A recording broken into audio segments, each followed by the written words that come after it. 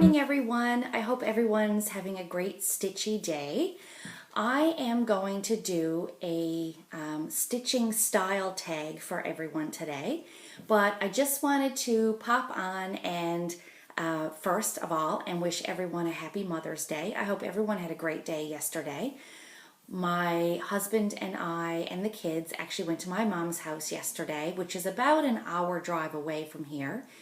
And after I got up, because I worked night shift on Saturday night, so Mother's Day morning I came home from work at 8 a.m. and I crawled in bed, I guess around 9, and I slept till about noon. So I managed to get about 3 hours sleep. And then I got up and we got ready and drove to my mom's, and we spent the afternoon there with my mom and my sister and her kids. And we had a huge lobster boil. Oh my gosh, it was so good. Of course, as I've mentioned in previous videos, we live like literally the Atlantic Ocean is on our doorstep. Fresh Atlantic lobster is, as readily available at this time of year as chicken is in a grocery store. Like, it's insane. So we're so fortunate in that manner. So my sister actually went right to the wharf at the community they live in. She just went right to the wharf, went right to the fishermen, bought, the lobster right fresh out of the water. They had been caught that morning, and brought them to the house. And we did a huge lobster boil at my mom's place and had salads and dessert. And oh my God, I was so stuffed by the time we left her place yesterday. It was insane. It was insane. But it was really good and we really enjoyed ourselves. So I hope everyone had a great Mother's Day. And I'm going to do a stitchy tag for everyone. And yeah. So let's get started. I've seen different videos with different questions. There's the tool time tag, and there was a get to know your needle worker tag. I think I might have seen another one, but I don't remember the questions that came along with it. So anyway, I know, like some of you, I like watching longer Flosstube videos. I turn them on and watch while I'm stitching, that sort of thing. So I thought it would be nice to do a tag, and we'll call it the stitching style tag. What's your stitching style? So I've got a list of questions, and my thought process is you can either answer all the questions or answer part of the questions. Your answers can be lengthy or short, doesn't really matter. Whatever you feel comfortable with. And yeah, so it's just another way to get to know each other as stitchers out there. So, question number 1. What is your favorite fabric? Some of us like Aida, some of us like even weave, some of us like linen. My favorite fabric is probably even weave. And I only just started using even weave. I've been stitching for, oh my gosh, over 20 years, but I had always used Aida. And I don't know why, but I was always terrified to try a piece of even weave or linen. I think I had it in my head that it was going to be really difficult to work on. The whole, I guess, knowing where to start, with the horizontal threads versus the vertical, I don't know why, but it was just such a mind block for me. I just couldn't get past it. So, just recently, actually, I picked up a piece and started stitching that on even weave just to give it a try, and I love it. Absolutely love it. I don't know what I was so worried about. I love using it. The stitches look so good. The fabric looks nice when you've got space that's not full coverage. It's fantastic. I think I would choose even weave over Aida any day of the week now. Don't get me wrong, I still love my Aida, really. I would probably continue to use Aida because it's less expensive, and it's good for, like, full coverage projects where you won't necessarily see all the holes from the Aida, that sort of thing. But I have to say I'm really liking the even weave. It's really nice. Linen, I still haven't attempted linen, but I will. I'm going to do it. Do you use a hoop or a frame? Some people like to stitch on a hoop, and some people like to use a frame, like a Q-snap or a millennium frame of some sort, or a scroll frame. I use a hoop and Q-snaps. I have a couple of different sizes of Q-snaps, and my hoop, I have 2 hoops, and I use those for projects that I take back and forth to work with me in my little work bag. So the hoops are exclusively for work that I do at work.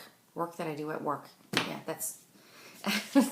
but my Q-snaps I use on everything that I stitch at home. Do you use a stand? I'm looking down, by the way, because I've got some little notes here. Do you use a stand, or do you like to stitch in hand? Do you like to hold on to your frame or your hoop or your fabric when you're stitching, or do you actually have a stand that you utilize? I have a stand. I use that almost all the time. I usually leave my work, the piece that I'm working on at the time, clamped into my stand, so it's easy for me to just sit down and use it. For my other projects that I take back and forth to work with me, of course I just stitch in hand for that, because it's not, I hold on to my hoop when I'm doing that, because it's not conducive to me taking my stand back and forth to work, you know. I'm sure I would get some stranger looks if I were to walk in with, you know, the big old stand and my frame and everything. What is your favorite time to stitch? I don't really have a favorite time per se. I like to stitch early in the morning. I like to get up and get my bit of tidying, housework done, and turn on the washer for the laundry if I have to, and then sit down and stitch. I'm a shift worker, so sometimes I stitch really, really, really late at night. But my favorite time to stitch is early in the morning. Do you use a paper chart, or are you a digital cross stitcher? So I know a lot of people are into using PDF charts now, and they like to follow along with them on their iPad and then use a program to highlight the stitches, because they can also blow up the chart and all that sort of stuff. I'm still an old-fashioned stitcher. I still love to use paper chart and a highlighter or a twistable to cross off what I've done. And I think part of the reason that I'm still using that is because I do use my iPad an awful lot for watching Flosstube, TV shows, getting caught up on my favorite TV shows, watching movies. I watch all of that on my iPad while I'm stitching. So if I were using my iPad for my chart, I wouldn't be able to use it for all of those other things while I'm stitching. So, yeah.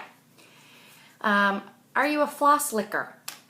Or I don't know, do you use something else? I have to admit, I am a floss licker. I just am. Always was, always will be.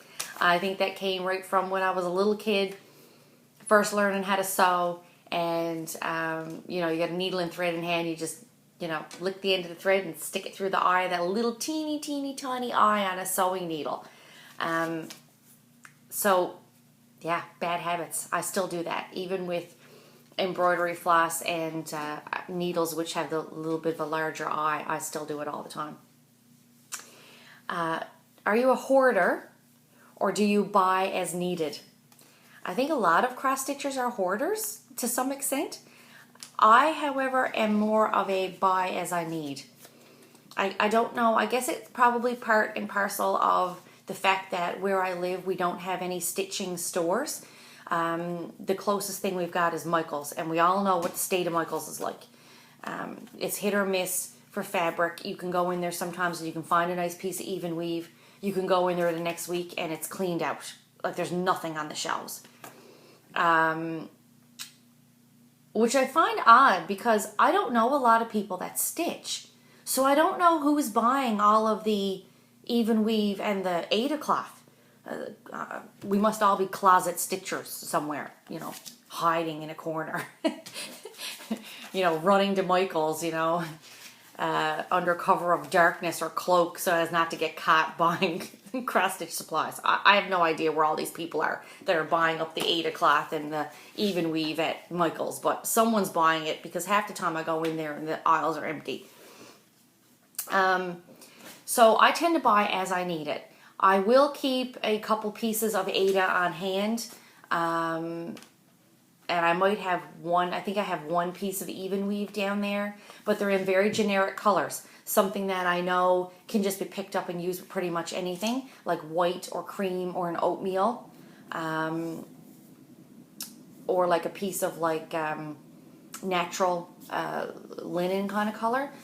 That's it. I don't hoard a whole lot of fabric or anything. The only thing I guess that I have a full collection of that could be considered a hoard, which I don't really consider it a hoard, it's more like a stash, I guess. I just have my full set of DMC floss, and that's it. Everything else I buy as I need it.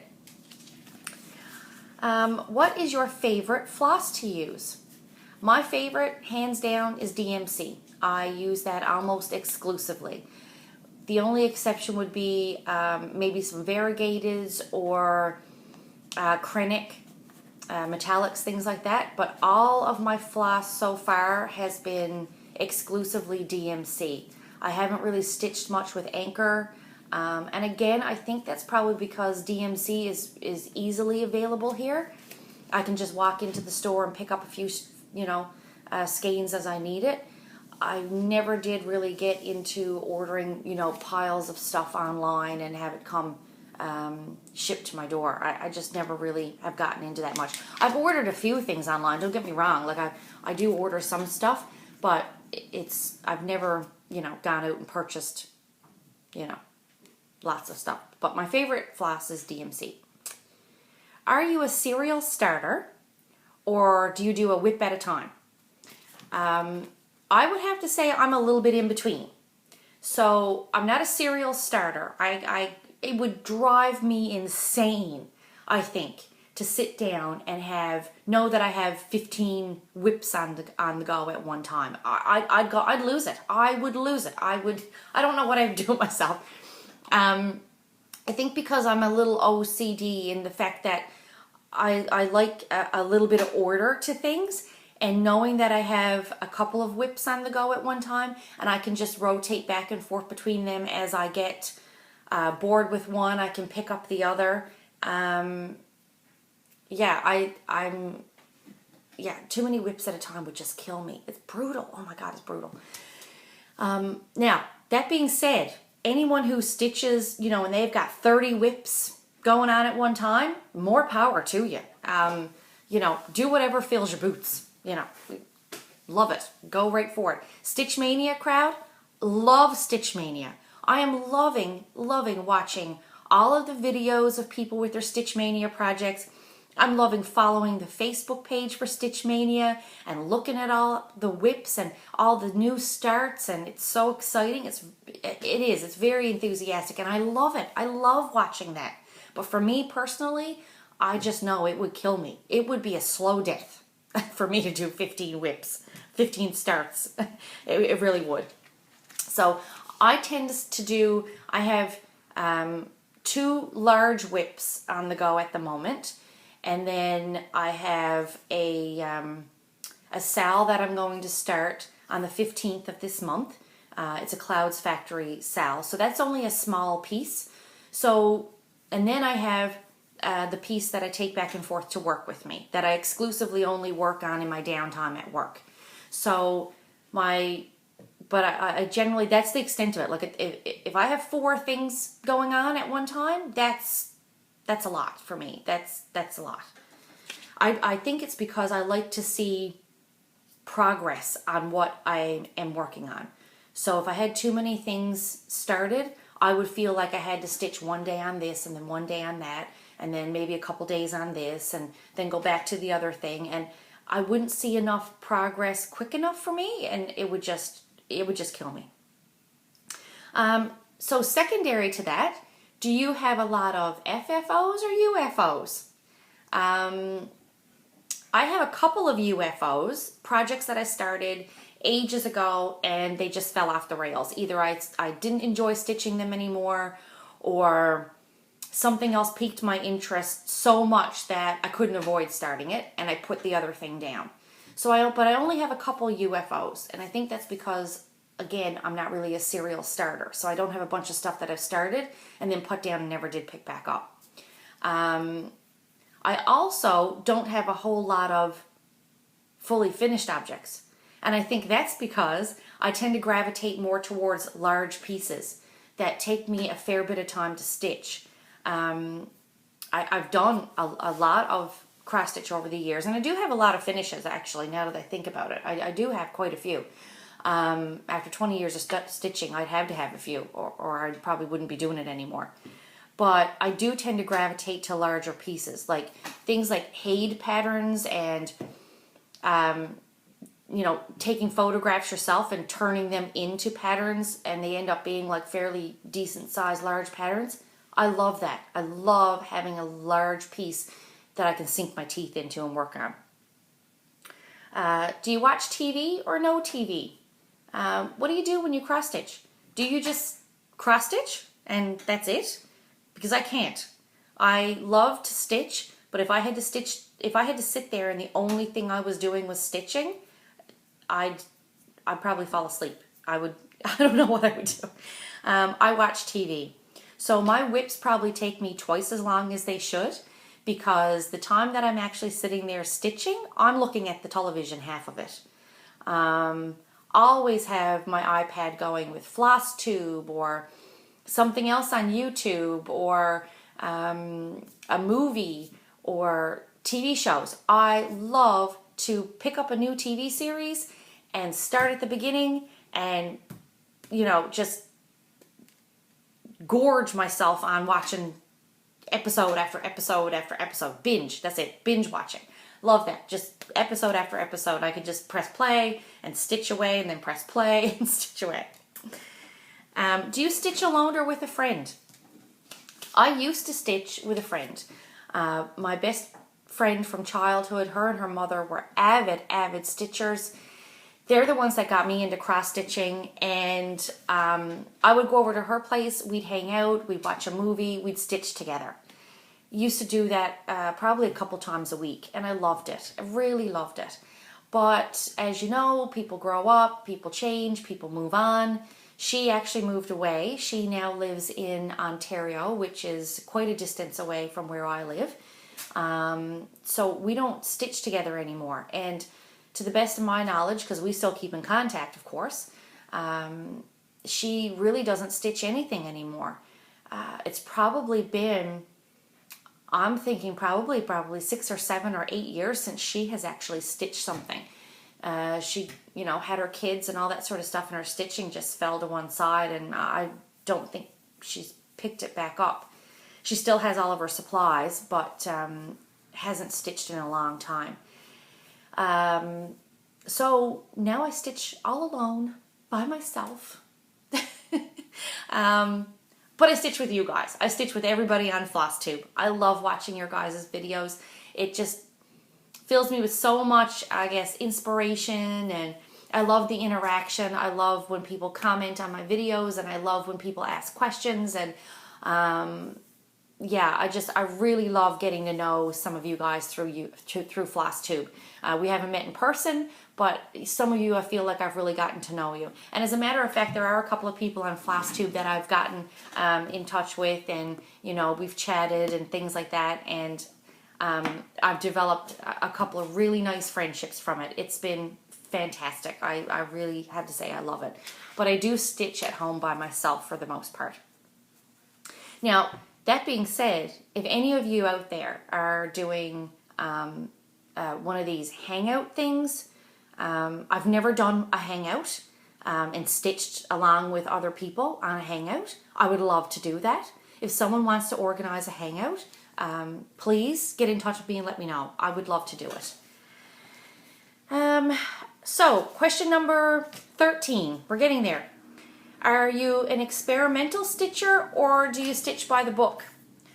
By experimental, I mean, do you change a lot of stuff in your patterns, in your charts?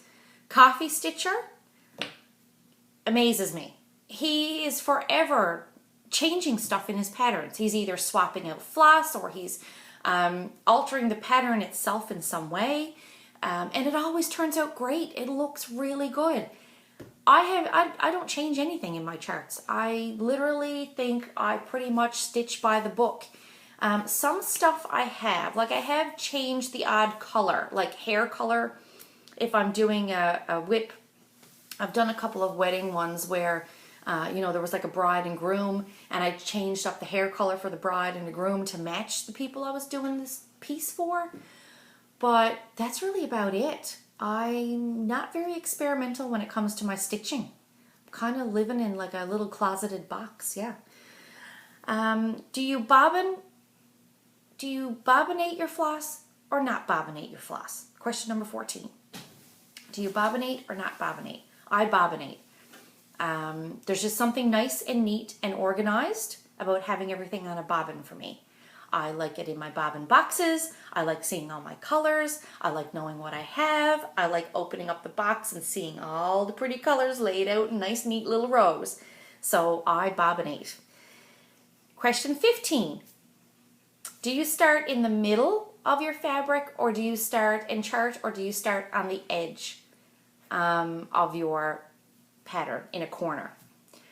On my larger pieces that I stitch, I almost always will stitch start at the top left hand corner and work my way across and down. The same as you would read. I stitch left to right, top to bottom. I don't know why, I just do. I prefer to stitch that way, and I think it's because I like to see the progression of the whip as it goes, and I can move my frame with the fabric as my piece grows. I used to, when I first started cross stitching, I always used to start in the center and work my way out. And I used to use a hoop a lot then as well, so it was easier. I would just pop the hoop off at the end of the night when I was stitching, and then pop it back on where I needed it the next day. But I find with my Q-snap, I tend to leave my fabric on my frame, and I tend to leave it attached to my cross stitch stand. So I'll loosen it, but I don't remove it all the time. And because of that, I like to start at the top of my fabric and just work my way down, and then I can roll my fabric as I'm going and keep it out of the way. So I very rarely start in the middle anymore. I think really the only time I do that now is on smaller pieces, when I cut the fabric the right size that I need it, and then I just want to have it centered on that piece of fabric. Question number 16. I told you there's a lot of questions. Question number 16. Do you have a rotation or do you not have a rotation? Like I say, only have about 4 whips on the go at one time, but I don't have a rotation. I don't adhere myself to a schedule. I stitch what calls to me. Whichever whip I feel like working on, that's what I work on. And when I get tired of working on that whip or I get bored with it, then I pick up the other one. And because I typically only have about 2 or 3 whips going on at one time, that's usually not a problem. I tend to, see a nice bit of progression, and I don't usually have one that falls off the rails and doesn't get worked on a lot. So yeah, I don't really stick to a rotation, but I do rotate my whips, but I just stitch on whatever calls to me. Question number 17. Do you use a timekeeper or a project manager for your stitching of any sort? Before the era of iPads and apps and all that sort of stuff, on the corner of my chart, I would always write down the date and the time that I started that particular whip. And then I would, on a sticky or whatever, I would always jot down the time that I started stitching and the time that I finished stitching, just to keep track of. Because at the end of the day, or at the end of the project, I should say, I don't know why, but I was just always curious as to how long it took me to do that piece. How long had I actually been stitching that piece? Or how long had I actually worked on that piece to get it to its finished point? Now that I have an iPad, I use, gosh, I can't even remember the name of the app, but it's like a work project manager app where you can put in, you can set up a project, and of course I set up the project as the name of the piece I'm working on. So you set up a project, and then you can clock in, and I stitch away, and I watch videos, and I do whatever, and then when I'm done stitching, I go back to the app and I clock out. And it keeps track automatically of when I started and when I finished. And I don't know. It's just something about it. I like knowing how long it's taken me to do a piece. Question number 18. Do you park or not park? I don't park. Even on my large pieces, I do not park. I will tend to pick a color and work so far across the page or down the page with that particular color, and then I won't do the entire, like the whole color for the entire page, but I'll do like a section and work away. Then I'll pick another color and I'll work that in between until I get tired of working on that color, and then I'll pick another color and I'll do that. I don't park, so I stitch until I come to a logical conclusion of that thread and tie it off, and I tie it off by just weaving it back underneath the last few stitches I did. I don't put knots in my work. But that's it. I think parking would drive me nuts. I don't know. It's something about all the threads hanging down, and I'm sure that it's great, and there are people who love to do it, but I don't know. I don't think I could do parking. I think it would just, I think something about it would just throw me right off. I don't know why, but I think it would. Question number 19. Do you keep your orts or not? Orts or not? That doesn't even sound right. I toss away my orts. I'm sure there are people that are cringing at the thought of that. Oh my gosh, why does she do that? Why does she hang on to them? They're garbage. That's why I don't hang on to them. I will stitch in my stitchy spot, and when I'm done with a piece of thread and I snip off that little end once I've tied it off, it goes in a little pile next to me. And when I'm done stitching and I'm tidying up and putting away my stand or moving my stand out of the way and putting my, my bobbins back in my little case, I'll pick up that little pile of floss ends and throw them in the garbage can. And I know that that's going to kill some people to know that, but I'm okay with that. I've let it go. I have let it go. They're garbage. I'm never going to use them for anything. There's no reason to keep them. There is no reason to keep them. So I throw them out. And question number 20, finally, my last question for the video. Do you have a favorite drink or snack or something like that that you like to keep with you or have with you when you're stitching? Or are you one of these people that is adamant about having a clean space next to you with no drinks or anything like that could potentially ever spill on your whip?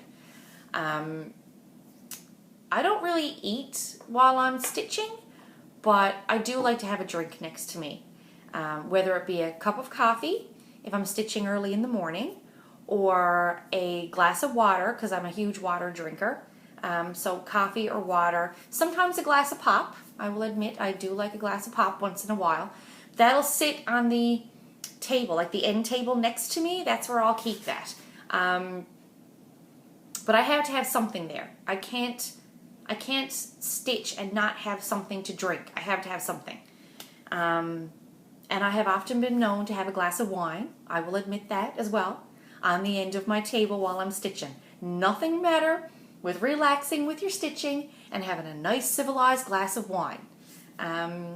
Probably why I have a huge wine collection of glasses behind me, which I just noticed. That I always tend to film my videos in front of my cabinet with my wine glasses. Yeah, okay. Not a huge wine drinker, you can ignore this. I'm not a huge wine drinker. I do like to have a glass of wine. It's not all the time. But yeah, I do like to have the odd glass of wine in the evening when I'm sitting down and stitching, just as a relaxation. I wouldn't be able to stitch and drink because, oh my God, can you imagine how much frogging you would have to do the next day? I can't even think about it. So that's it for my stitching style tag. Like I said, you can answer these questions and be as lengthy as you want to be or as short as you want to be. You can answer all the questions or you can answer a couple of the questions. What I will do is I will actually try to put the questions in the description of the video so that you can see them or write them out. There's 20 in total. If you do the stitchy tag, the stitching style tag, I guess that's what I'll call it, and you can think of any other questions that you add in, feel free to do so. If there's anything else you're wondering about other stitchers, I know some of this stuff people have covered already on other videos, but I don't know, I just like to sit down and see what other people are like and watch it all in one place. So I hope you're having a great stitchy day. I will be doing another video in a couple of weeks at the end of May to show my WIP progress for the month of May. And I'm off from work for the next couple of days. Hallelujah.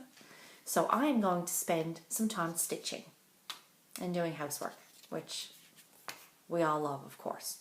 So today is laundry day for me and stitching day. The kids are off at school and I just put a load of wash on and I am now going to get my morning coffee and go sit down and stitch. So everybody have a great day, have a fun day, and enjoy your stitching.